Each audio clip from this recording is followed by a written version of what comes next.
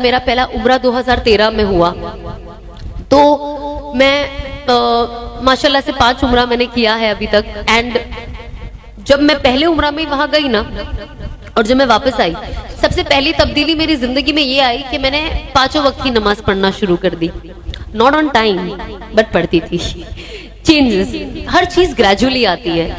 And कभी कभी ऐसा लगता है क्यों आती है स्लो, सब फटाफट आ जाना चाहिए, अब ऐसा लगता है। बट उस वक्त because I was also working and in a profession जो एथिकल प्रोफेशन नहीं है, तो मैं 5 वक्त की नमाज एटलीस्ट पढ़ना शुरू कर दी।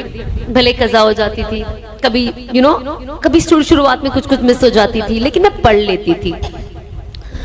उसके बाद मुझे ऑफ कोर्स कुरान शरीफ पढ़ने में और इंटरेस्ट आने लग गया। ऐसा नहीं था मैं पूरा दिन लेके बैठ के पढ़ते रहती थी, बट मैं पढ़ती थी।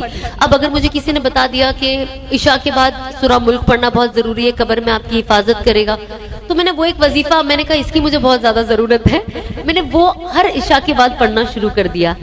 अब मैं आपको बताती हूँ, चेंजेस ना ऐसी छोटी छोटी चीजों से आती है, ऐसा नहीं कि इमीडिएटली आ जाएगी। जब मैंने ये पढ़ना शुरू किया तो मैंने इसको कभी मिस नहीं किया।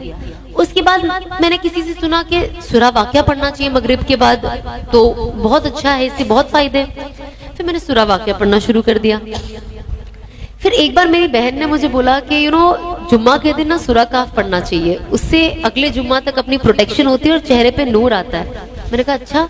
तो अल्हम्दुलिल्लाह 2 साल पहले मैंने शुरू किया और अब तक माशाल्लाह से हर जुम्मा सूरा काफ पढ़ती हूँ। तो इस तरीके से ना छोटी छोटी चीजें, और जब मैंने अपने आप को, अपना वक्त इन चीजों में इन्वेस्ट करना शुरू कर दिया, मुझे रियलाइज हुआ कि अब मेरी जिंदगी में सही इन्वेस्टमेंट हो रहा है। क्योंकि पहला जब मैं गलत चीजों में इन्वेस्टमेंट करती थी, अपने वक्त का जो फिजूल काम करती थी, तो उससे मेरे को फायदा कुछ नहीं हो रहा था। लेकिन इन चीजों से ना मुझे फायदा होने लगा। जब 2020 में अनस ने मुझे थोड़ा ना शुरुआत में पढ़ाई देने लगे ताकि मेरी एंजाइटी कम हो जाए, तो पहले उन्होंने बोला फजर के बाद आप चाश्त तक रुको। मुझे तो चाश्त की नमाज क्या पता नहीं थी, इमेजिन। तो पता चला चाश्त क्या होती है, फिर चाश्त की नमाज पढ़ने लग गई। उसके बाद सुबह में उठ जाती थी चाश्त तक, अगर आप जागो तो यासीन शरीफ पढ़ लेती थी रोज सुबह। फिर उसके बाद इशराक पढ़ती थी मैं फजर में। उसके बाद चाश्त पढ़ती थी मैं उठकर।